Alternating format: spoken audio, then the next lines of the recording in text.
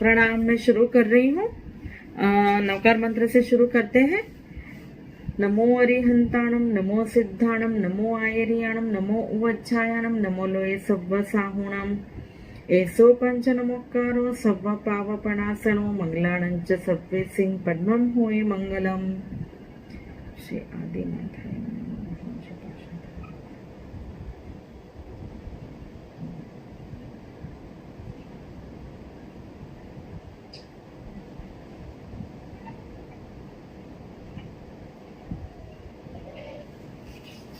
Okay, सो आज हम कुछ ऐसी बात जानेंगे जो, मेरी आवाज आ रही है ना सभी को?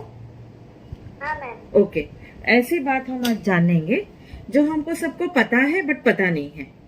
यानी हम लोग जब हम नवकार मंत्र बोलते हैं, सभी लोग हम नवकार मंत्र बोलते हैं, नमो अरिहंताणम, नमो सिद्धाणम, नमो आयरियाणम, नमो उवज्जायणम, बट हमको ये पता नहीं होता कि हम नमो मतलब नमस्कार कर रहे हैं अरिहंत भगवान को, नमस्कार कर रहे हैं सिद्ध भगवान को, आचार्य भगवान, उपाध्याय भगवान, साधु साध्वी भगवान, तो हम किसको नमस्कार कर रहे हैं?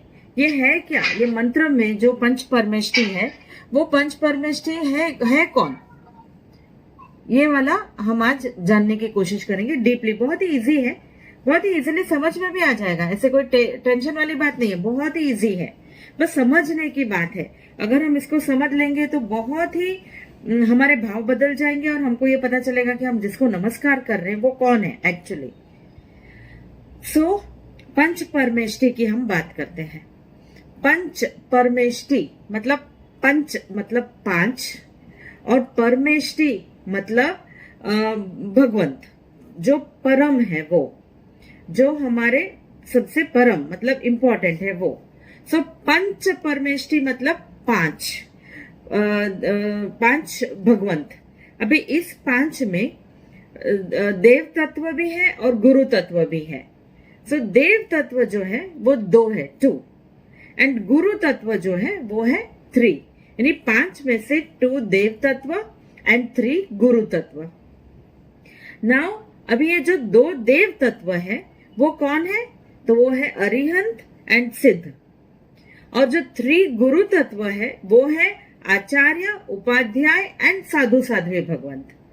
सो 5 में से 2 देव तत्व अरिहंत एंड सिद्ध एंड 3 गुरु तत्व आचार्य, Upadhyay and Sadhu Sadhvi Bhagwant.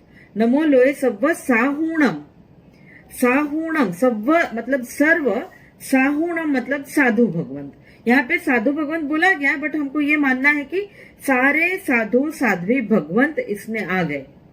Okay, सो हम उसको स्टेप बाय स्टेप समझने की कोशिश करते हैं।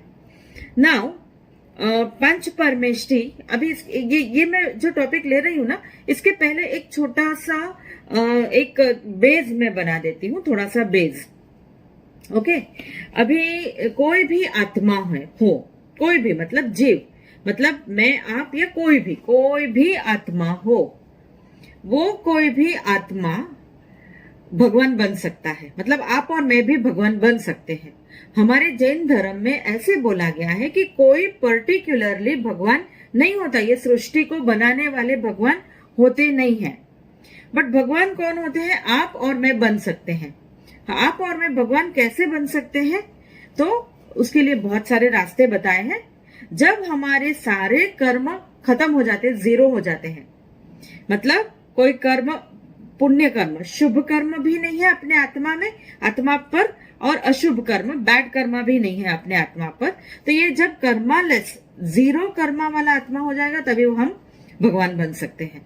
So it's very easy, but हमको वो रास्ता पता होना चाहिए, कैसे चलना है वो पता होना चाहिए, राइट?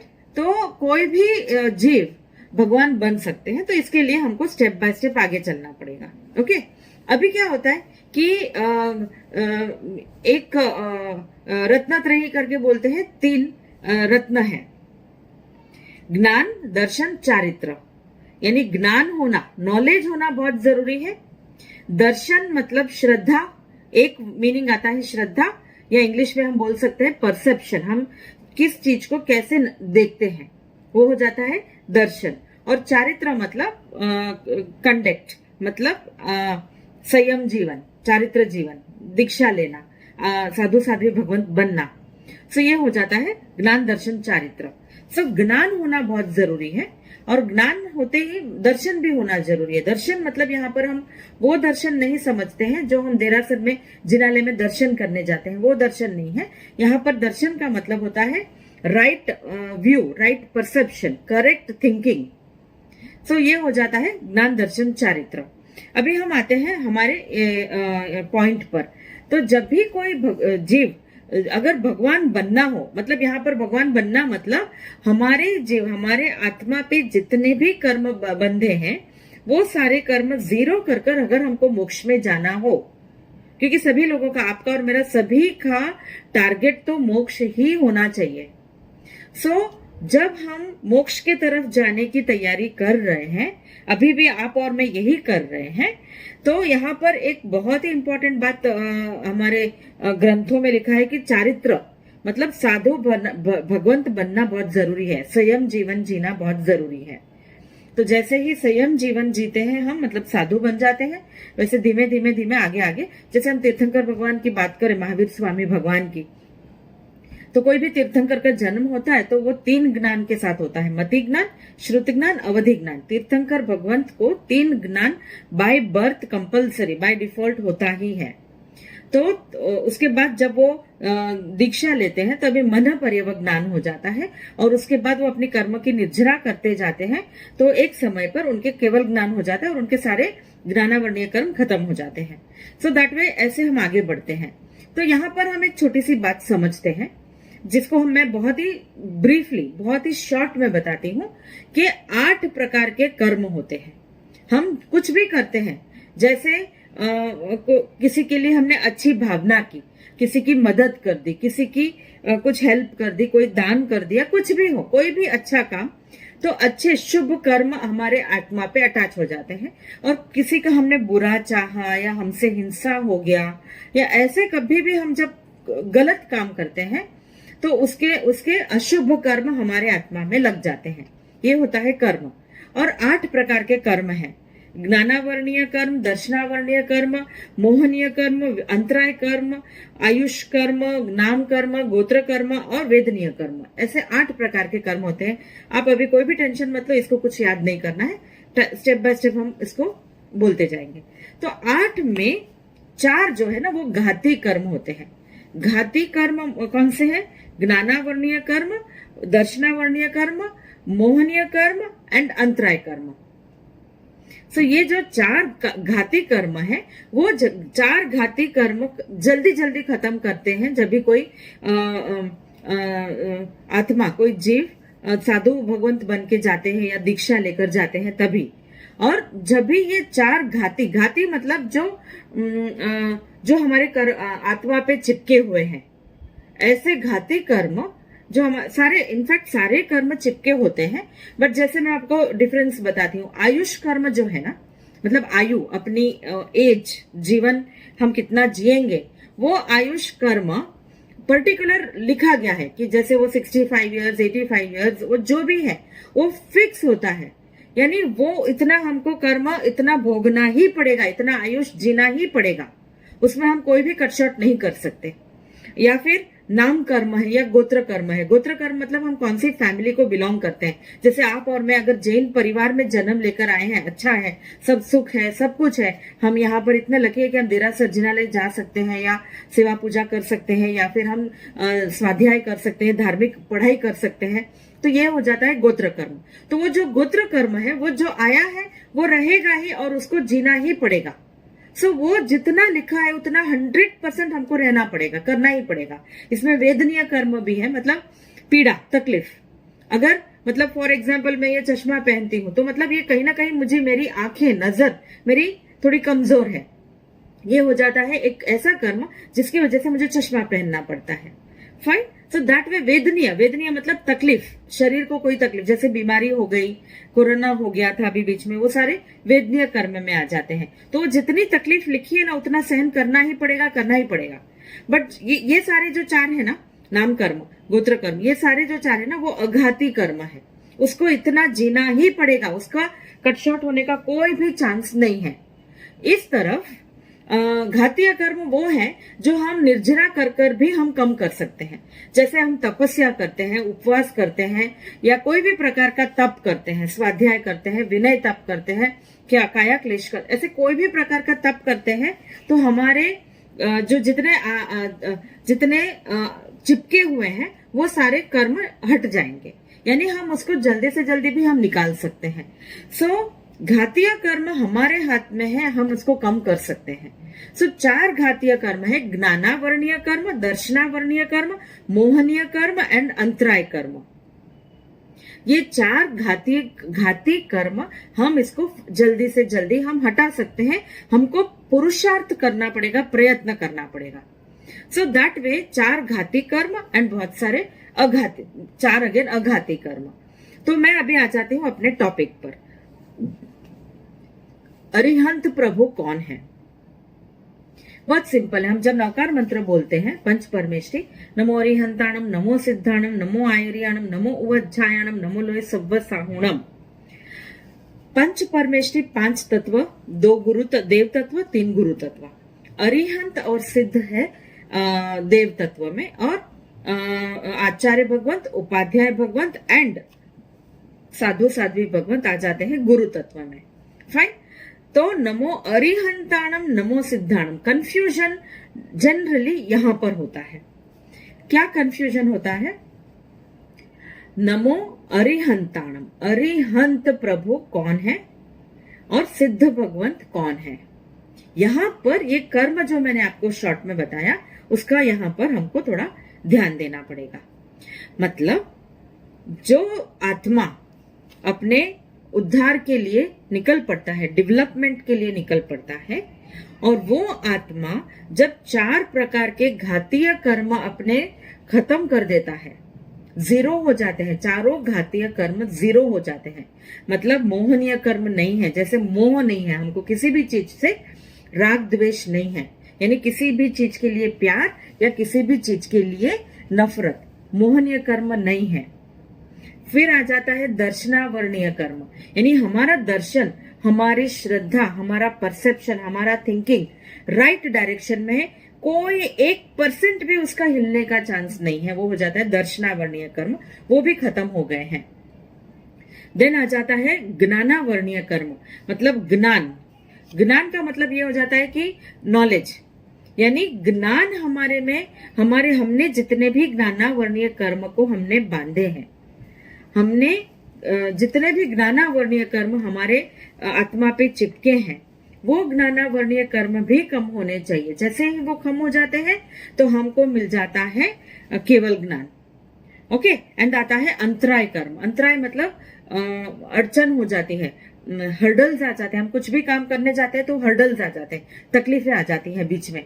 जैसे हम बोलते हैं यहाँ से मुझे ट्रेन पकड़नी है, तो पहले गाड़ी पंचर हो गई है, ट्रैफिक जाम हो गया है, टिकट में बहुत सारा लाइन है, तो मैं कैसे ट्रेन पकड़ूं, ये सारा अंतराय क्रिएट होता है मेरे लिए। सो वो हो जाता है अंतराय कर्म।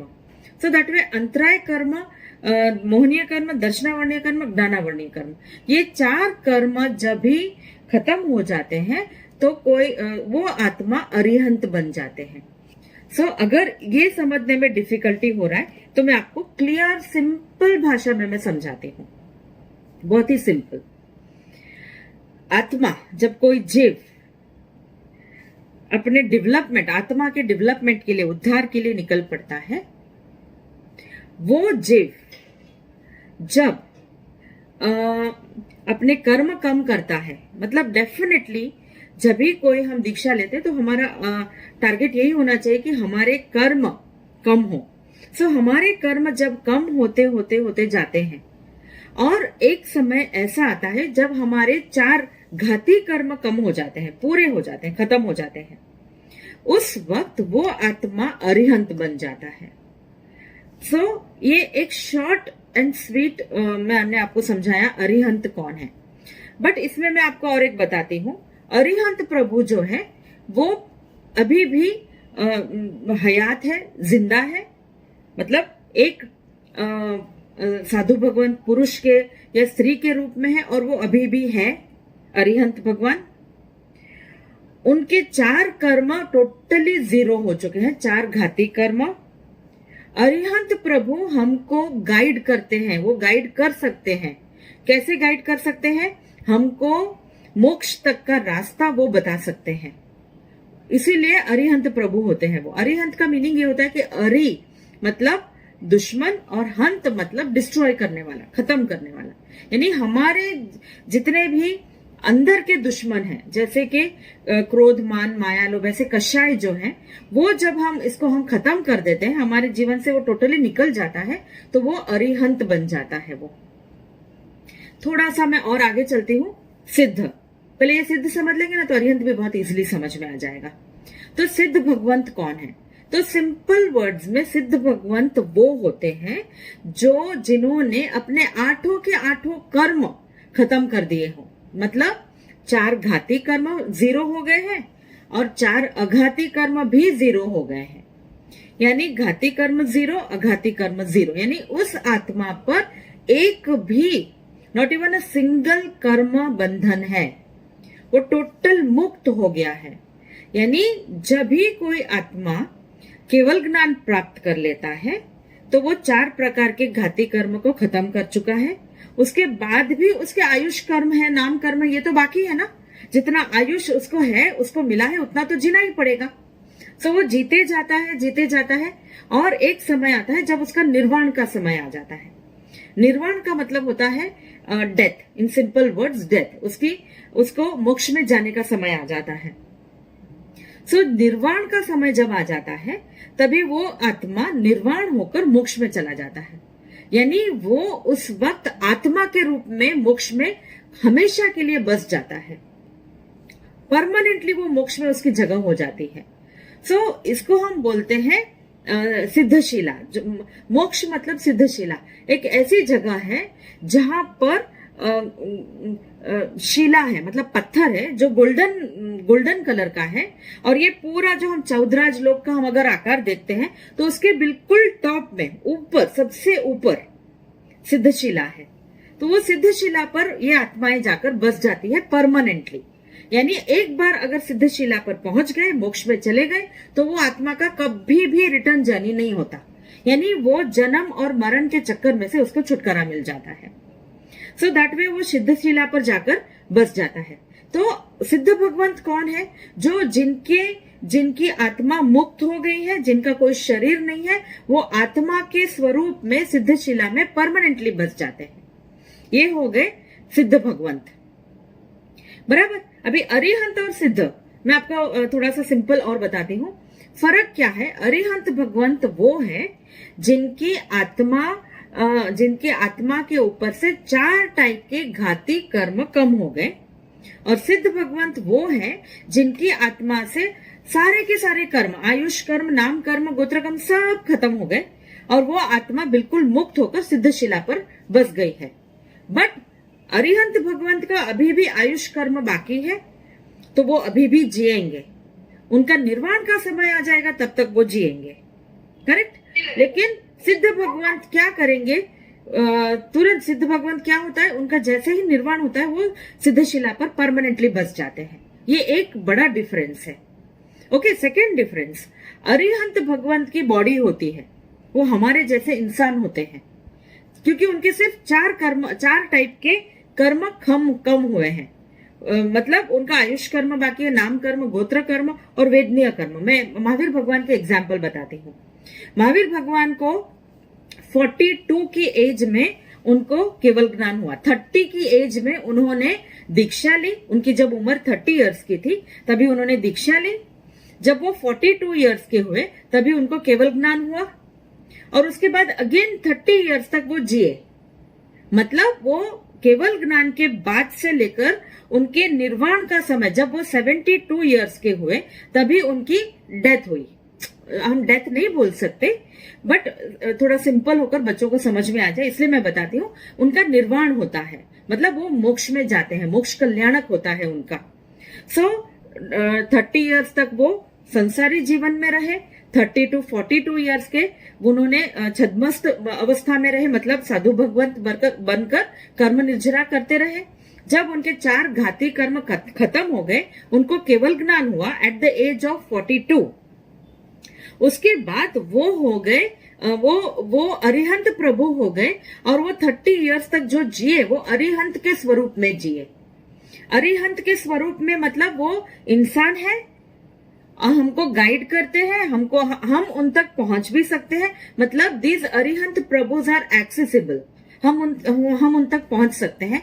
वो हमारे से बात भी कर सकते हैं, वो देशना देते हैं, हमको सिखाते हैं, पढ़ाते हैं, सही रास्ता मोक्ष का बताते हैं। और जब महावीर भगवान का मोक्ष कल्याण का समय आ गया, यानी उनको मोक्ष मिला, तभी उनका मतलब डेथ हो गई। महावीर भगवान की एज 72 की थी, उनकी डेथ हो गई या उनका निर्वाण हुआ। उस वक्त वो चले गए सीधा सिद्धशिला पर, यानी उसके बाद वो हो गए सिद्ध भगवान। अभी I think it's very clear. बेटा मैं थोड़ी देर के बाद आपके डाउट सॉल्व करूंगी बेटा, डोंट वरी, मैं कर दूंगी, पहले मुझे बता देने दो। Okay, I am sorry but मैं थोड़ा सा कंटिन्यूटी में रखती हूँ। सो दैट वे क्या होता है, अरिहंत प्रभु वो है जो हयात है, जो प्रेजेंट है, और सिद्ध भगवंत जो है कौन है, वो है जो ऑलरेडी सिद्धशिला पर पहुंच गए हैं। सो दैट वे अरिहंत प्रभु और सिद्ध भगवान में ये फर्क है, सबसे इंपॉर्टेंट।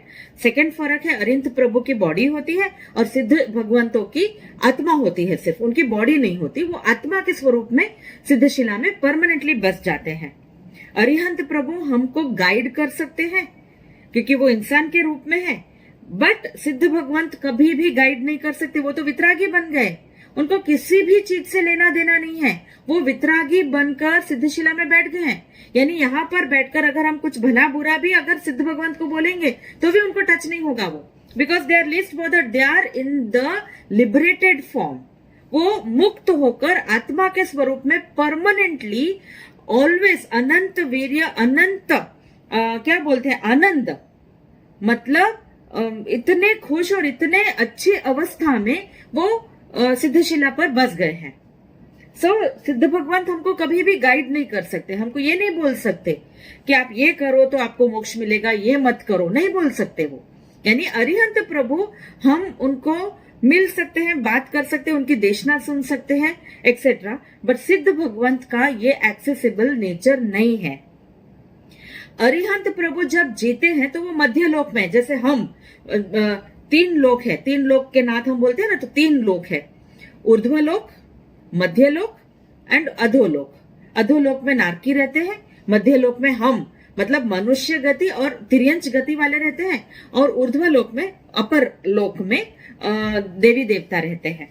सो अरिहंत प्रभु मध्य लोक में बसते हैं और सिद्ध भगवंत सिद्धशिला पर, यानी ऊर्ध्वलोक, मध्यलोक ऊर्ध्वलोक से भी ऊपर सिद्धशिला है, वहां पे वो बसते हैं।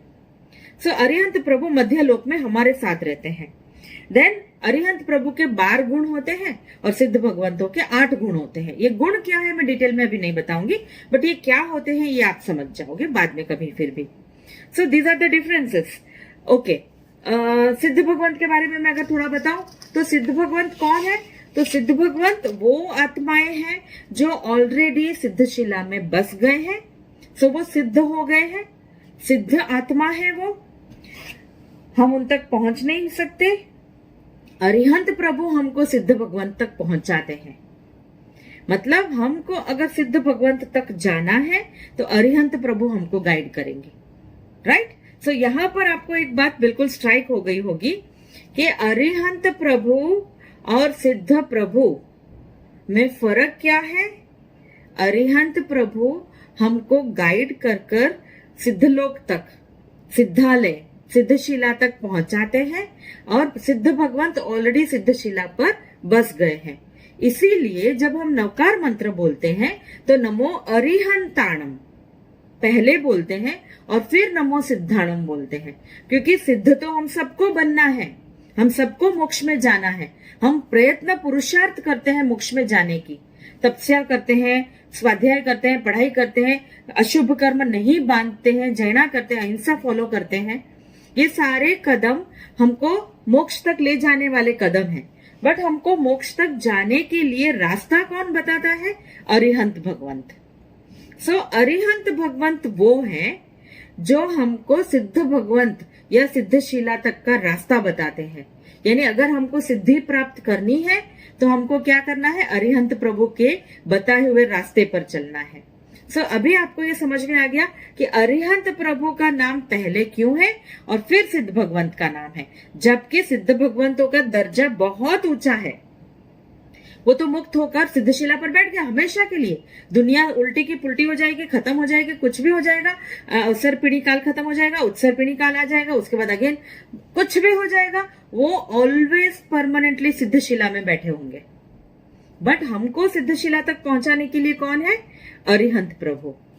सो आपको I think it is clear. अगर नहीं भी क्लियर है तो आप मुझे बाद में पूछना, मैं बता दूंगी। अभी मैं बताती हूँ अरिहंत प्रभु के बारे में। अरिहंत प्रभु दो प्रकार के होते हैं। एक तो होते हैं तीर्थंकर अरिहंत या तीर्थंकर केवली, और दूसरे होते हैं सामान्य केवली। केवली मैं उनको बोलती हूँ जिनको केवल ज्ञान हो चुका है। सो यहाँ पर अरिहंत प्रभु भी केवल ज्ञानी है, और बाकी सामान्य जीव जैसे कि हमारे जैसे होते हैं, मतलब साधु साध्वी भगवान, जैसे गौतम स्वामी थे या सुधर्मा स्वामी थे या उनके और भी गणधर थे, या उस समय के उनके साधु साध्वी भगवान थे, महावीर भगवान की बात कर रही हूँ। तो वो जो थे, वो जितने भी उनको जिनको भी केवल ज्ञान हो गया है वो भी केवल ज्ञानी हो गए हैं, बट वो सामान्य केवली माने जाते हैं। जबकि अरिहंत तीर्थंकर प्रभु महावीर भगवान तीर्थंकर केवली हो गए। क्यों, इसमें फर्क क्या है? तीर्थंकर भगवंतों ने अपने तीर्थंकर नाम कर्म बांधे हैं। जब वो तीर्थंकर नाम कर्म बांधते हैं तो वो तीर्थंकर बनते हैं। लेकिन सामान्य केवली वो होंगे जिन्होंने केवल ज्ञान प्राप्त कर लिया है, जो फ्यूचर में मोक्ष में भी जाएंगे, बट वो नॉर्मल आत्मा जैसे मोक्ष में जाएंगे, वो अरिहंत बनकर सिद्ध बनेंगे। वो I hope it is clear. So तीर्थंकर केवली, सामान्य केवली। तीर्थंकर केवली वो होते हैं जो तीर्थंकर नाम कर्म बांध कर आते हैं। सामान्य केवली वो होते हैं जो नॉर्मली गणधर भगवंत होते हैं, साधु साध्वी भगवंत होते हैं, जैसे हम जैसे होते हैं, मतलब जिसके लिए दीक्षा लेना बहुत जरूरी है। तो वो हो जाएंगे सामान्य केवली। थोड़ा सा प्रैक्टिकल होते हैं, थोड़ा मजा आएगा। मैं अभी 2-3 बातें बताती हूँ आपको। जब आप और हम जिनालय में जाते हैं, अगर हम श्वेतांबर हैं, मूर्ति पूजक है, जिनालय में हम जाते हैं, तो जिनालय में प्रतिमा जी जो है, मूल नायक प्रतिमा जी, वो अरिहंत प्रभु है या सिद्ध प्रभु है, कैसे पता चलेगा? बहुत सिंपल बात है इसमें, बहुत ही सिंपल। पहले तो जब हम जिनालय की तरफ जाते हैं, टुवर्ड्स द देरासर जाते हैं, तो हमको ध्वजा दिख जाती है, देरासर की ध्वजा। हम ध्वजा को देखकर नमो जिनाणम बोलते हैं, नमो जिनाणम। ओके, वो देरासर की ध्वजा पर आप थोड़ा सा ध्यान करो। 2 कलर की ध्वजा होती है हमारी, जैन देरासर की 2 कलर की ध्वजा होती है, white and red. Correct, red and white. तो रेड ध्वजा है और व्हाइट ध्वजा है। सो अगर हम, बट वो होते हैं 3 पट्टियां होती है, 1 2 3 पट्टी होती है। बीच में अगर व्हाइट कलर है, इधर और इधर रेड कलर है, बीच में व्हाइट कलर है, तो इसका मतलब है यहां पर जो मूल नायक है वो अरिहंत परमात्मा है। Clear, simple, very simple. First बात जानने की, 3 कलर में से बीच में अगर व्हाइट कलर हो, क्यों? क्योंकि व्हाइट कलर अरिहंत भगवंत का कलर है, व्हाइट। अगर आप लोगों ने ध्यान दिया हो तो 5 कलर जो होते हैं ना पंच परमेष्टि के, उसमें व्हाइट कलर अरिहंत प्रभु का कलर है। सो ये जो बीच में अगर व्हाइट कलर है तो वो अरिहंत प्रभु वहां पर मूल नायक के रूप में है। और अगर बीच में रेड कलर है, ध्वजा में 3 कलर में से बीच में अगर रेड कलर है, तो हमको समझना है कि यहाँ पे जो मूल नायक है वो सिद्ध परमात्मा है, यानी सिद्ध के स्वरूप में है।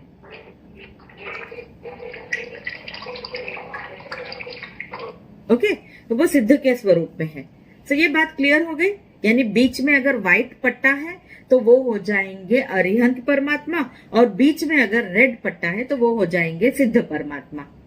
अभी 3 कलर में से अगर बीच में व्हाइट है तो आजू बाजू में रेड होगा, और बीच में रेड है तो आजू बाजू में व्हाइट होगा। यानी हमको बीच का कलर देखना है, उससे हमको पता चल जाएगा यहाँ के मूल नायक अरिहंत प्रभु के स्वरूप में है या सिद्ध प्रभु है वहां पर। ओके, सेकेंड बात, जिससे हम पता कर सके कि अरिहंत प्रभु की प्रतिमा जी है या सिद्ध भगवंत है।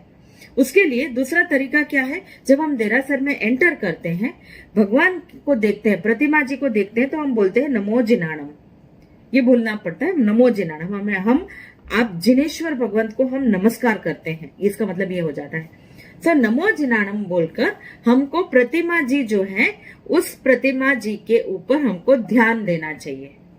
हम जब ध्यान देते हैं तो प्रतिमा जी अगर सिंगल ओनली प्रतिमा जी है, आजू बाजू में कोई डेकोरेशन नहीं है, जिसको हम बोलते हैं परिकर, आजू बाजू में अगर कोई भी परिकर नहीं है तो वो हो जाएंगे सिद्ध परमात्मा।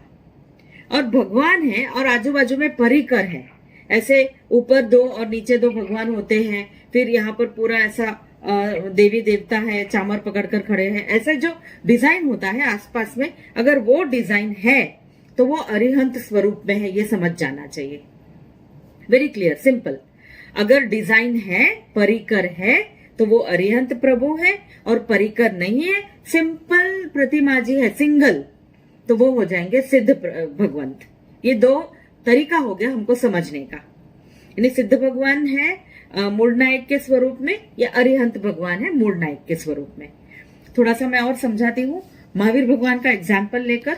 जब महावीर भगवान दीक्षा लेकर गए तो 12.5 years to be very precise, 12 साल 5 महीने अंदाजे उन्होंने जो साधना की, वो साधना में उन्होंने अपने सारे घाती कर्म खत्म कर दिए, यानी उनके 4 प्रकार के घाती कर्म 0 हो गए।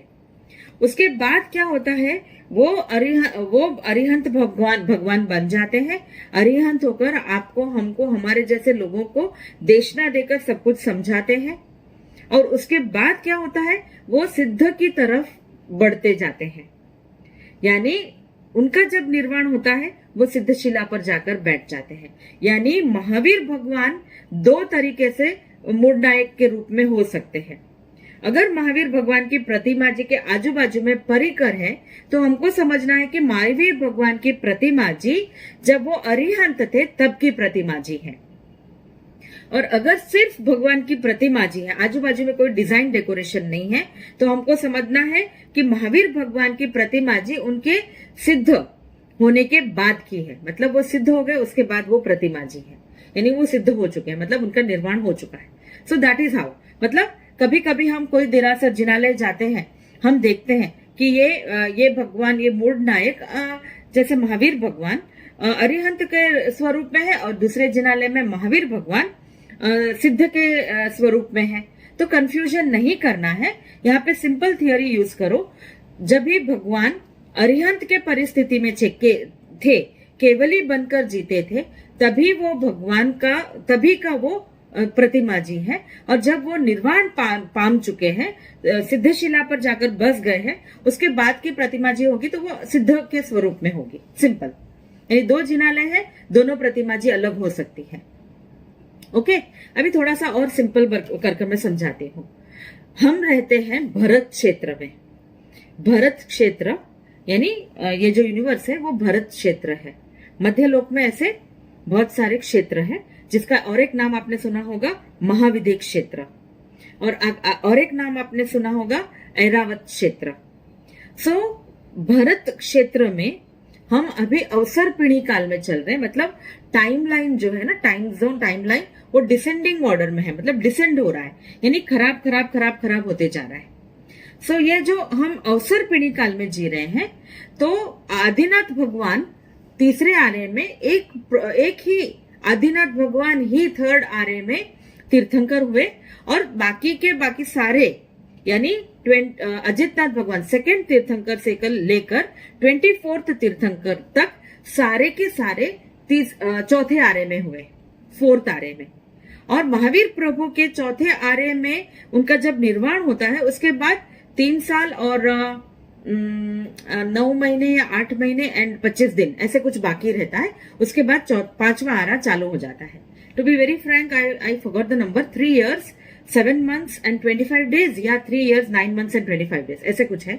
उसके बाद 4था आरा खत्म हो जाता है और 5वां आरा शुरू हो जाता है। अभी आप और हम जो आरे में जी रहे, जो टाइम में हम 5वें आरे में जी रहे, यानी 24 तीर्थंकर, 24 तीर्थंकर थर्ड एंड फोर्थ आरे में आके चले गए। अभी ये अवसर के पीढ़ी काल में हम जो 5वें आरे में जी रहे हैं उसके 18,000 ईयर्स बाकी है। 18,000 ईयर्स बाकी है और छठे आरे में 21,000 ईयर्स बाकी है। यानी इतने सालों में कोई भी अरिहंत प्रभु नहीं होंगे। ये अपने ग्रंथों में लिखा है, स्क्रिप्चर्स में लिखा है। यानी अरिहंत प्रभु अभी इस अवसर पीढ़ी काल में कोई भी नहीं होंगे। 24 तीर्थंकर हो चुके हैं। क्लियर? यानी हमारे जितने 24 तीर्थंकर भगवंत हैं वो सारे के सारे अभी सिद्ध स्टेट में हैं। सिद्ध स्टेट में मतलब वो बस गए हैं सिद्धशिला पर। सो अभी कोई भी अरिहंत नहीं होंगे। तो अभी हम क्वेश्चन मार्क करते हैं, पूछते हैं, तो फिर हम नमो अरिहंताणम क्यों बोलते हैं? इसके दो आंसर है। हम उन परमात्मा, उन आत्माओं को हम नमस्कार करते हैं जो आत्मा सिद्ध स्टेट में हमको रास्ता दिखाकर गए हैं। यानी महावीर भगवान ने जब केवल ज्ञान प्राप्त किया उसके बाद उन्होंने हमको 30 इयर्स तक उन्होंने हमको रास्ता बताया, हमको क्या करना चाहिए और क्या नहीं करना चाहिए, ताकि हम भी उनके जैसे सिद्ध स्टेट में हम पहुंच सके, सिद्धशिला पर पहुंच सके। करेक्ट? सो हम वंदन करते हैं, उनको नमस्कार करते हैं जो अरिहंत स्टेट में थे और हमको रास्ता दिखाकर गए। क्योंकि उन्होंने रास्ता दिखाया तभी तो हम सिद्धशिला तक पहुंच पाएंगे, या बहुत सारी आत्माएं सिद्धशिला में तभी पहुंचे हैं। क्लियर? तो सेकंड आंसर है कि जब हम ये करते हैं, महाविदेह क्षेत्र की बात, भरत क्षेत्र में अभी कोई भी नहीं होंगे। महाविदेह क्षेत्र में at any given point of time 20 तीर्थंकर, जिसको हम बोलते हैं 20 विहरमान, 20 विहरमान यानी 20 तीर्थंकर एट अ टाइम प्रेजेंट होते हैं। किसी भी समय में अलग अलग क्षेत्र में, जैसे ईस्ट पूर्व महाविदेह क्षेत्र, पश्चिम महाविदेह क्षेत्र, ऐसे 5 महाविदेह क्षेत्र के 5 भाग हैं। 5 भाग में सारे तीर्थंकर 4 ऐसे प्रेजेंट होते ही हैं at any given point of time. ये 20 तीर्थंकरों का जब निर्वाण हो जाएगा तभी नेक्स्ट 20 आ जाएंगे। दैट वे 20 तीर्थंकर होते ही हैं। सो जितने अभी तीर्थंकर है, जैसे फॉर एग्जाम्पल सिमंदर स्वामी, जुगमंदर स्वामी, ये सारे तीर्थंकर जो हैं, ये सारे तीर्थंकर इस वक्त महाविदेह क्षेत्र में अरिहंत के स्टेट में है वो। यानी उनका केवल ज्ञान हो चुका है और अभी उनका निर्वाण होना बाकी है, उनका मोक्ष कल्याणक बाकी है। यानी इस वक्त ये सारे के सारे तीर्थंकर महाविदेह क्षेत्र में अरिहंत के स्टेट में प्रेजेंट है। यानी हम जब नमो अरिहंताणम बोलते हैं तो हम उन तीर्थंकरों को भी हम नमस्कार करते हैं जो महाविदेह क्षेत्र में है। अगर आपने कभी व्याख्यान में या कहीं भी किसी के मुंह से सुना होगा कि यहां से कोई जीव महाविदेह क्षेत्र जाए तो डायरेक्ट सिमंदर स्वामी, जुगमंदर स्वामी या ऐसे 20 विहरमान के अंडर में आ जाएंगे, हम उनके गाइडेंस में आ जाएंगे, दीक्षा ले लेंगे और वेरी नेक्स्ट भाव में मोक्ष भी मिल जाएगा। इसीलिए हम ये बोलते हैं कि यहाँ पर बैठे बैठे हम सिमंदर स्वामी को वंदन करते हैं। आप बहुत दूर हैं हमसे, बट आप अरिहंत के स्थिति में हैं, आप हमको गाइड करिए। हमारा जब भी यहाँ पर हमारा एंड आएगा, हमारा देह विलय होगा, उस वक्त हमको आप महाविदेह क्षेत्र में जन्म देना, हम वहां पर आ जाएंगे, आपके गाइडेंस में हम मोक्ष में जा सकते हैं। ये लालच होती है हमको। कहने का मतलब है इस भरत क्षेत्र में अभी कोई भी अरिहंत प्रभु नेक्स्ट आरे में भी नहीं है। यानी छठा आरा खत्म होगा, फिर उत्सर पिणी काल का पहला आरा होगा, फिर दूसरा आरा होगा, फिर तीसरा आरा, तब तक कोई भी अरिहंत नहीं होंगे। I think it is clear. दूसरी बात मैं बताऊं, इस अवसर पीढ़ी काल के लास्ट अरिहंत प्रभु जम्बू स्वामी हो गए।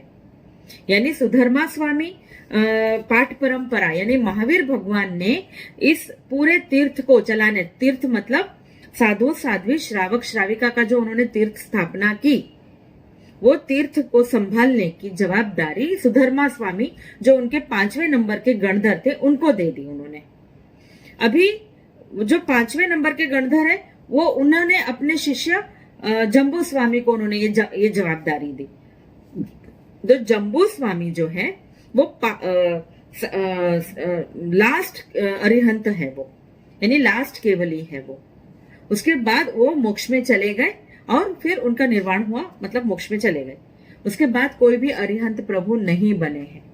ये हमारे स्क्रिप्चर्स में, हमारे ग्रंथों में लिखा है। अभी और एक पॉइंट मुझे याद आया कि अरिहंत प्रभु को अलग अलग नाम से हम बुलाते हैं, जैसे अरिहंत, सर्वज्ञ, वितराग, परमेष्टि एक्सेट्रा। सो ये सारे हो जाते हैं अरिहंत। अरिहंत और सिद्ध में I hope the difference is very clear. अभी हम चलते हैं थोड़ा सा एक स्टेप आगे। ओके, एक स्टेप आगे हम आते हैं नमो आयरियाणम, आचार्य भगवंत। तो आचार्य भगवंत वो है जिन्होंने दीक्षा ली। अभी भी हमारे प्रेजेंट काल में कितने सारे आचार्य भगवंत है जिन्होंने दीक्षा ली, जिन्होंने अपने कर्म को कम करने का सारा पुरुषार्थ और प्रयत्न किया है और कम कर रहे हैं वो, और जिन्होंने बहुत सारे पुण्य भी बांध लिए हैं। तो ऐसे जो आचार्य भगवंत है। फिर आगे आचार्य का एक स्पेशलिटी ये भी है कि वो 11 अंग आगम जो है, अंग आगम 11 हमारे जो मुख्य आगम है उसका पूरा पूरा अभ्यास किया है। तो अभ्यास करने के बाद उनके गुरु उनको आचार्य पदवी देते हैं, सो वो आचार्य बन जाते हैं वो। ये जो 11 आगम के अभ्यासी होते हैं, ऐसे हमारे बहुत ही आचार्य भगवान बहुत ही ज्ञानी होते हैं और हमको रास्ता बताते हैं हमको कैसे अरिहंत और सिद्ध बनना है। वो रास्ता बताने वाले जो है वो आचार्य भगवंत, तीसरे स्टेप पर जैसे नमो आयरियाणम वो है वो। ओके, और अभी फोर्थ में आ जाते हैं उपाध्याय। उपाध्याय आचार्य भगवंत से एक स्टेप नीचे होते हैं, बट साधु साध्वी भगवंत से एक स्टेप ऊपर होते हैं। उपाध्याय भगवंत कौन है? उपाध्याय भगवंत वो है जिन्होंने 11 आगम का पूरा अभ्यास किया है और हमको जो रास्ता बताते हैं, हमको जो समझाते हैं, हमको जो हमारे डाउट्स क्लियर करते हैं, वो हो जाते हैं उपाध्याय भगवंत। मतलब इन शॉर्ट उपाध्याय हमारे गुरु बन सकते हैं। और फिर 5वें स्टेप में आ जाते हैं साधु साध्वी भगवंत। नमो लोए सव्व साहुणम। साहु मतलब साधु, सव्व मतलब सर्व, सारे साधु साध्वी भगवंत 5वें स्टेप में ये गुरु तत्व में आ जाते हैं और वो हो जाता है 5वां पद, नमो लोए सव्व साहुणम। सो दैट वे नमो अरिहंताणम, नमो सिद्धाणम, नमो आयरियाणम। आयरियाणम मतलब आचार्य भगवंतों को नमस्कार। नमो उवज्झायाणम मतलब उपाध्याय भगवंतों को नमस्कार। और नमो लोए सव्व साहुणम मतलब सारे साधु साध्वी भगवंतों को नमस्कार। ये जो 5 पद है ये बहुत इंपॉर्टेंट है और मैं एकदम फ्रैंकली और एकदम कॉन्फिडेंटली ये बोल सकती हूँ कि ये कोई भी धार्मिक मंत्र नहीं है, यानी किसी भी धर्म को लगता मंत्र नहीं, ये तो यूनिवर्सल मंत्र है। हम ये कैसे बोल सकते हैं यूनिवर्सल मंत्र? बिकॉज इसमें किसी भी व्यक्ति को नमस्कार नहीं किया, व्यक्ति पूजा नहीं है ये है गुण के पूजा। यानी हम जब नमो अरिहंताणम बोलते हैं तो वो सारे अरिहंत प्रभुओं को नमस्कार हो जाता है, जो प्रेजेंट काल में है, जो पास्ट में थे, जब फ्यूचर में होने वाले हैं, सारे अरिहंत प्रभुओं को नमस्कार। और ऐसे भी जो जैन नहीं है, अजैन है लेकिन अरिहंत बने हैं, जिनको केवल ज्ञान हो गया है, ऐसे भी अरिहंत प्रभु हैं जो जैन नहीं है, तो उन लोगों थे मतलब, और उन लोगों को भी हम नमस्कार कर रहे हैं। यानी कहने का मतलब ये कोई धार्मिक मंत्र नहीं है, बट ये गुण की पूजा है। यानी हम गुण को रिकॉग्नाइज करते हैं और गुण की पूजा करते हैं। हम जब बोलते हैं नमो लोए सव्व साहुणम, तो हम सारे साधु साध्वी भगवान, चाहे वो भरत क्षेत्र में हो, चाहे वो महाविद्य क्षेत्र में हो, कोई भी क्षेत्र में हो, हम उन सबको नमस्कार करते हैं। हम गुण की तारीफ करते हैं यहाँ पे। इसीलिए यूनाइटेड नेशंस ने भी तो इस मंत्र को सर्वश्रेष्ठ मंत्र का दर्जा दिया है, क्योंकि इसमें किसी भी भगवंत को, किसी भी व्यक्ति की पूजा नहीं है, बट सारे गुण की पूजा है। जब हम नमो अरिहंताणम बोलते हैं तो हम नमो अरिहंत प्रभु को हम नमन करते हैं, यानी अरिहंत प्रभु जो भी होंगे, मतलब प्रेजेंट में सिमंदर स्वामी, जुगमंदर स्वामी एक्सेट्रा, और पास्ट में मतलब हमारे महावीर भगवान है, पार्श्वनाथ भगवान है, नेमनाथ भगवान, वो सारे अरिहंत पद में रह चुके हैं, हम उनको नमस्कार करते हैं। और हम फ्यूचर वाले जितने भी हैं उन सब अरिहंत प्रभुओं को हम नमस्कार करते हैं। सो नमो अरिहंताणम नमो सिद्धाणम। सिद्ध भगवंत वो है जो सिद्ध शिला पर जाकर बस गए हैं। सो कहने का मतलब ये होता है कि हम उन सब को हम नमस्कार करते हैं, यानी ये गुण की पूजा है, व्यक्ति की पूजा नहीं है। तो इसीलिए ये सर्वश्रेष्ठ मंत्र है और ये कोई सेक्युलर मंत्र भी नहीं है। एक दो बातें और इंटरेस्टिंग बता दो, बहुत ही इंटरेस्टिंग है। इन फैक्ट जब आप सुबह उठते हो, हाँ, मॉर्निंग में पहली बात आप उठते हो, तो हम सबको ये पता है, हमारे गुरु भगवंतों ने हमको ये बताया, साधु साध्वी भगवंतों ने, कि दो हाथ जोड़ के जो यहाँ पर सिद्ध शिला बनती है, जैसे ये यू बन जाता है, मैं ऐसे आपको बता नहीं पाऊंगी, बट ये जो यू बन जाता है, ऐसा वाला जो यू है, ये जो यू बन जाता है, ये हम सिद्ध शिला है। और इसके ऊपर जो ये कट से 1 2 3 4 5 6 7 8 9 10 11 12 और यहाँ पे 12, ये 24 तीर्थंकर प्रभु है। हमको इनको पहले नमस्कार करना चाहिए उठकर। सिद्ध शिला पर बैठे हुए 24 तीर्थंकर प्रभुओं को नमस्कार हो जो। बट हम बोलेंगे क्या उस वक्त? सो हमको ये बोलना है, जब हम इसको ये सिद्ध शिला को देखकर दर्शन करते हैं, हमको बोलना है सिद्धा सिद्धिम मम दिसंतु। अगर लोगस सूत्र आपको आता है तो ये लोगस सूत्र का लास्ट लाइन है, सिद्धा सिद्धिम मम दिसंतु। लोगस सूत्र का लास्ट लाइन है। अगर बच्चे हैं, ज्वाइन है इसमें और उनको नहीं मालूम है, तो आप डेफिनेटली मम्मी से या कोई भी साधु साध्वी भगवान से पूछ सकते हो। लास्ट लाइन ऑफ लोगस सूत्र, सिद्धा सिद्धिम मम दिसंतु, इसका मीनिंग ये होता है कि हे सिद्ध भगवंतो, सिद्ध परमात्माओं, मुझे भी सिद्धि दो, मुझे भी सिद्ध शिला पर पहुंचाओ, मुझे भी सिद्ध शिला पर जाना है, मुझे भी आप सिद्ध शिला पर पहुंचाओ। सिद्धा सिद्धिम मम दिसंतु, हे सिद्ध परमात्माओं, मने सिद्धि आपो, मुझे सिद्धि दो। सिद्धि मतलब यहाँ पर होता है सिद्ध शिला पर जगह, मने सिद्धि आपो, मुझे सिद्धि दो। सो ये बोलकर हम सिद्ध भगवंतों को सुबह सुबह प्रे करते हैं। बोलेंगे हम सिद्धा सिद्धिम मम दिसंतु, सिद्ध भगवंतों मुझे भी सिद्ध बनाओ, ये हमको प्रे करना पड़ेगा। दूसरी बात, जब हम कोई भी यात्रा के लिए जाते हैं, जैसे हम शत्रुंजय गए हैं या समेत शिखर या गिरनार जी, जब हम कोई भी यात्रा करते हैं तो हमको क्या बोलना है? बहुत लोग ऐसे होते हैं जो आराम से बातें करते चलते हैं।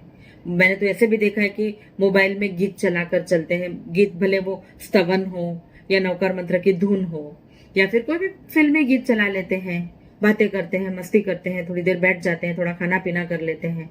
ये सब गलत है, ये सब असाधना है। हम जो इतना पवित्र शत्रुंजय या ऐसे कोई भी गिरिराज चढ़ते होते हैं, तो ये सब कुछ नहीं करना है। तो करना क्या है ना? सो करना ये है कि हम जब ऐसे गिरिराज को चढ़ते हैं, यात्रा के लिए जाते हैं, तो हमको जाप करना है नमो सिद्धाणम, मन में कॉन्स्टेंटली चालू रखना, नमो सिद्धाणम नमो सिद्धाणम नमो सिद्धाणम नमो सिद्धाणम, कॉन्स्टेंटली चालू रखिए। मतलब आप नीचे से जब तक ऊपर मूर्नायक भगवान है वहां पे पहुंचेंगे, तब तक तो आपकी कितनी मालाएं हो जाएंगी। No need to count, no need, ऐसे कोई जरूरी नहीं माला पकड़कर नमो सिद्धाणम, मन में कांस्टेंट जाप चालू रखना है, किसी से बात नहीं करनी है और कांस्टेंट। क्यों? क्योंकि इस गिरिराज पर से हजारों लाखों असंख्य आत्मा सिद्ध बने हैं, हम उन सब को हम नमस्कार करते हैं। तो ऐसे बोला गया है, इनफैक्ट शत्रुंजय जो पालीताना का गिरिराज है, कंकड़ में छोटे कंकड़ में भी आत्मा है, और वो आत्मा मतलब जितने कंकड़ होंगे उतनी आत्माएं यहाँ से सिद्ध शिला पर गई है, मोक्ष में गई है। यानी हमको क्या करना है? चढ़ते चढ़ते मन में जाप करना है, नमो सिद्धाणम नमो सिद्धाणम नमो सिद्धाणम नमो सिद्धाणम। ऐसे बहुत ही अच्छी तरह से यात्रा का फल मिलेगा और बहुत ही अच्छे यात्रा सफल हो जाएगी हमारी। बातचीत करने से अच्छा होगा या स्तवन सुनने से या गीत सुनने से या इससे सबसे अच्छा होगा जब भी आप थक गए हो, बैठ जाते हो, नमो सिद्धाणम चालू रखना है।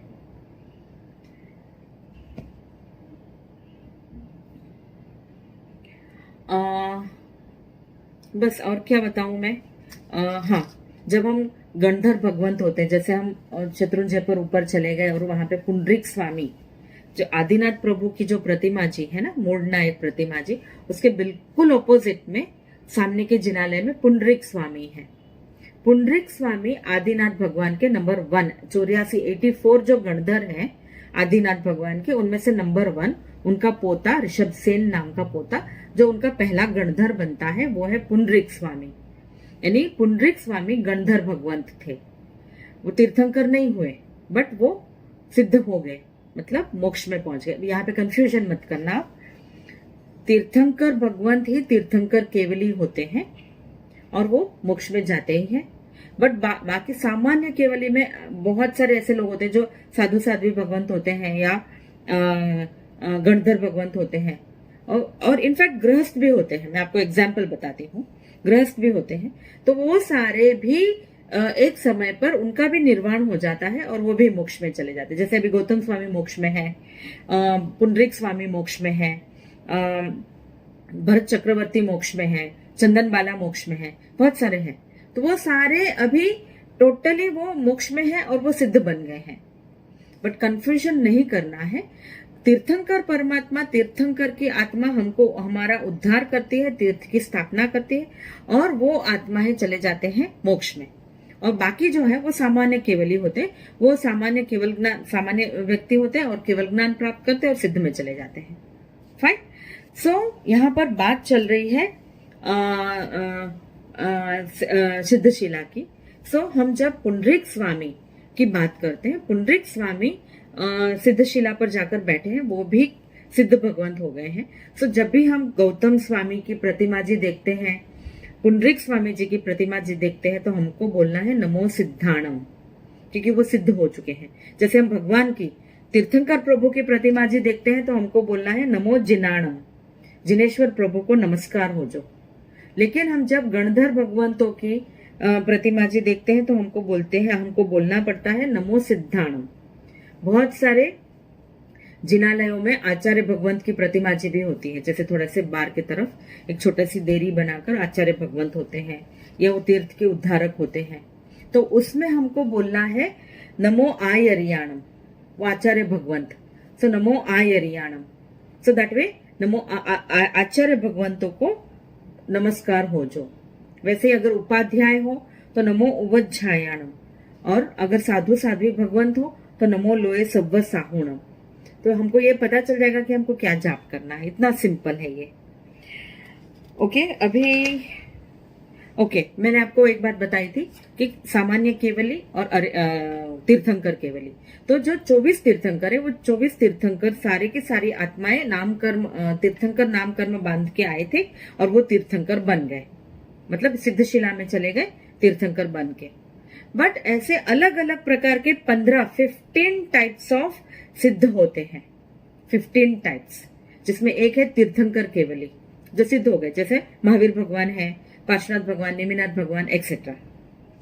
वैसे गृहस्थ लिंग जिन बोलते हैं, जिन मतलब तीर्थंकर, अरिहंत, जो सिद्ध हो जाते हैं। तो गृहस्थ लिंग जिन मतलब गृहस्थ जीवन में जिनको केवल ज्ञान हुआ और जिन्होंने बाकी के भी 4 अघाती कर्म को नष्ट किया और वो पहुंच गए सिद्धशिला पर। इसका बेस्ट एग्जाम्पल है भरत चक्रवर्ती। अगर आपने स्टोरी सुनी होगी तो भरत चक्रवर्ती को केवल ज्ञान होता है गृहस्थपणा में। उन्होंने दीक्षा नहीं ली थी, उन्होंने अपने गृहस्थपणे में, वो खुद चक्रवर्ती थे, महाराजा थे, और ऐसी परिस्थिति में उनको केवल ज्ञान हुआ था। सो ये कैसे होगा, क्या हुआ, ये सब हम स्टोरी में ले लेंगे। बाहुबली एंड भरत की भी बहुत इंटरेस्टिंग स्टोरी है, वो उसमें ले लेंगे हम। वैसे ही स्वलिंग जिन होते हैं, स्व मतलब जैन साधु जो अरिहंत प्रभु के बताए हुए रास्ते पर चलते हैं। फिर है स्त्रीलिंग मतलब चंदन बाला, मृगावती जी, ये स्त्रीलिंग अरिहंत है, मतलब स्त्री होते हैं, फिर उनको केवल ज्ञान हो जाता है और वो पहुंच जाते हैं सिद्धशिला पर। फिर हम एक सिद्ध, मैंने लिखा है एक सिद्ध, एक जैसे महावीर भगवान एक ऐसे तीर्थंकर अकेले हैं थे जिन्होंने अकेले ही, मतलब अलोन, सिंगल सिद्धशिला में मोक्ष में गए थे, सिंगल मोक्ष में गए थे वो, यानी उनके साथ कोई और साधु साध्वी भगवान मोक्ष में नहीं गए थे। जैसे फॉर एग्जाम्पल ऋषभ देव भगवान है, वो अपने साथ 1000 साधु को अपने साथ मोक्ष में ले गए थे, यानी उनके साथ 1000 साधु गए थे। तो इसको हम बोलते हैं अनेक सिद्ध, एक साथ में अनेक आत्माओं को सिद्ध हो जाते हैं। हाँ, पार्श्वनाथ भगवान 300 साधुओं के साथ गए थे, नेमिनाथ भगवान 300 साधुओं के साथ गए थे, बट महावीर भगवान अकेले गए थे, उनके साथ कोई भी साधु साध्वी भगवंत का मोक्ष नहीं हुआ था। पावापुरी की बात है, पावापुरी में उनका चातुर्मास था और तभी उनको मोक्ष हुआ था। सो ये हो गए अलग अलग प्रकार के, मैंने सारे प्रकार लिखे नहीं है, अगर किसी को इंटरेस्ट है तो आप मुझे पूछ सकते हो पर्सनल चैट में, मैं आपको दे दूंगी। बट ऐसे अलग अलग प्रकार के होते हैं। जैसे मरुदेवा माता की अगर हम बात करें तो मरुदेवा माता बहुत रो रही थी जब ऋषभ देव भगवान दीक्षा लेकर चले गए थे, बहुत रो रही थी, बहुत उनको दुख हो रहा था कि मेरा लड़का ऋषभ इतना जाहो जलाली में, इतने ऐशो आराम में रहा है, राजा बनकर रहा है, और अभी वो कितने दुख सहन कर रहा है, उसको चलना पड़ता है, नंगे पैर चलना पड़ता है, उपवास करने पड़ते हैं, उसको गोचरी नहीं मिलती वगैरह वगैरह, सोच सोचकर बहुत दुखी हो रही थी। तभी एक समय आता है जब ऋषभ देव भगवान को केवल ज्ञान हो जाता है। तो एक परंपरा है, जब भी कोई तीर्थंकर प्रभु को केवल ज्ञान होता है तो देवी देवता समूह शरण रचते हैं, और वो समूह शरण में वो आ जाते हैं, जिनको केवल ज्ञान हुआ है वो तीर्थंकर प्रभु, और वो देशना देते हैं। सो आदिनाथ भगवान में भी ऐसे हुआ कि उनका समवसरण रचा गया और देशना शुरू हुई, और यहाँ पर भरत चक्रवर्ती को ये समाचार मिला कि आदिनाथ प्रभु को केवल ज्ञान हुआ है। उन्होंने तुरंत दादी यानी आदिनाथ प्रभु के मम्मी मरुदेवा माता को उन्होंने बोला चलो हम दर्शन करने चलते हैं। तो तुरंत हाथी पर बैठकर भरत चक्रवर्ती और उनके दादी मरुदेवा माता दोनों आ जाते हैं ऋषभ देव भगवान के दर्शन करने के लिए।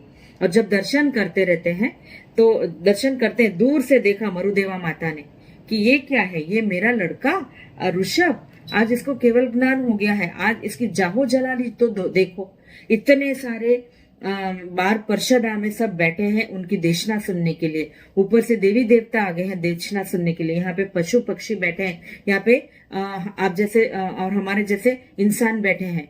ये देखकर मरुदेवा माता के मन में इतना अच्छा फीलिंग, इतने अच्छे भाव आ जाते हैं, उसी पल उनको केवल ज्ञान हो जाता है, उसी पल केवल ज्ञान होता है, और उसी पल उसके नेक्स्ट पल में वो मोक्ष में भी चले जाते हैं। यानी ये अवसर पिणी काल में सबसे पहले मोक्ष में कौन गया? मरुदेवा माता। ऋषभ देव भगवान का तो नाम बाद में आया। सो मरुदेवा माता तुरंत ही सिद्ध हो गए, यानी अरिहंत हुए जब उनको केवल ज्ञान हुआ, और फिर जब उनका निर्वाण हुआ तभी वो सिद्ध हो गए। एक बात बता दूं, जब भी कोई तीर्थंकर प्रभु को केवल ज्ञान होता है, तीर्थंकर भगवंतों को केवल ज्ञान होता है, तो उनका समवसरण रचा जाता है और समवसरण में वो देशना देते हैं। ये मैंने बहुत बार बात बताई, और दिस इज अ सिस्टम, ये परंपरा है। लेकिन ध्यान करने की बात यह है कि कोई भी तीर्थंकर प्रभु देशना देने से पहले नमो तीर्थस्स बोलते हैं, यानी तीर्थ को नमस्कार करते हैं। इतना विनय से वो तीर्थ क्यों, तीर्थंकर क्यों बोला जाता है? क्योंकि तीर्थंकर प्रभु तीर्थ की स्थापना करते हैं, यानी साधु साध्वी श्रावक श्राविका ऐसे 4 चतुर्विद संघ की स्थापना करते हैं। बट एक बात ध्यान करने वाली ये भी है कि जब भी कोई तीर्थंकर प्रभु दीक्षा लेते हैं, स्व दीक्षा लेते हैं, उनके कोई गुरु नहीं होते, स्व दीक्षा लेते हैं, वो दीक्षा लेने के समय पहले नमो सिद्धाणम बोलकर दीक्षा लेते हैं। सिर्फ एक पद नमो सिद्धाणम, यानी दीक्षा लेने से पहले सबसे पहले तो उनको जन्मते ही उनको 3 प्रकार का ज्ञान होता है। दीक्षा लेते तो मन परिव ज्ञान भी हो जाता है। अभी बचा होता है केवल ज्ञान, जिसको जो केवल ज्ञान प्राप्त करने के लिए उनको 4 प्रकार के घाती कर्म को खत्म करने होंगे। जब भी वो दीक्षा लेते हैं, केवल ज्ञान होता है, तो दीक्षा लेते समय वो बोलते हैं नमो सिद्धाणम। सिद्ध भगवंतों को नमस्कार करके वो दीक्षा लेते हैं।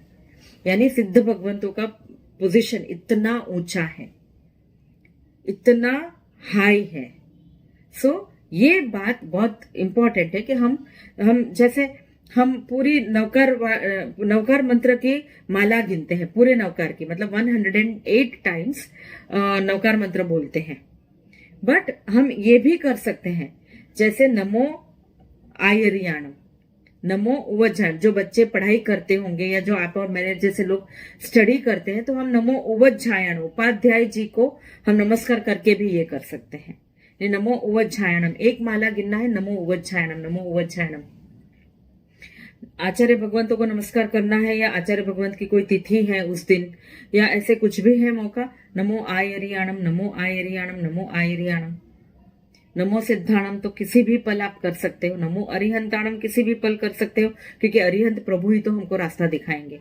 यानी हम नमो अरिहंताणम, नमो अरिहंताणम, सिमंदर स्वामी को याद करके उनके भाव दर्शन करके भी हम नमो अरिहंताणम, नमो अरिहंताणम, नमो अरिहंताणम ये हम कर सकते हैं, माला गिन सकते हैं। यहाँ पर मैंने आपको ट्राई किया है। मैं खुद मानती हूँ कि मैं ज्ञानी नहीं हूँ इतनी, आप सब भी मेरे से ज्ञानी हो, मैं बिल्कुल ये नहीं मानती, फिर भी मैंने ट्राई किया है ये समझाने का, क्योंकि बहुत लोग मुझे पूछा अरिहंत और सिद्ध में फर्क है, हमको दोनों एक ही लगते हैं। यानी एक प्रतिमा जी अरिहंत प्रभु की है, वो महावीर भगवान की, और एक प्रतिमा जी सिद्ध है और वो महावीर भगवान की, कैसे हो सकता है ये। ये मैंने टॉपिक इसलिए लिया था, मैंने ट्राई किया है समझाने का। कोई भी जिन वाणी, जिन आज्ञा के खिलाफ मुझसे कुछ भी बोला गया है तो मिच्छामि दुक्कडम। और अगर आपको किसी भी मेरे बात से हर्ट हुआ हो, मेरा इंटेंशंस बिल्कुल क्लियर है, मेरे कोई इंटेंशन ऐसे नहीं कि मैं किसी को हर्ट करूं, फिर भी अगर ऐसा कुछ हुआ है तो मिच्छामि दुक्कडम, सभी को मिच्छामि दुक्कडम। अभी मैं ये बोलना चाहती हूँ कि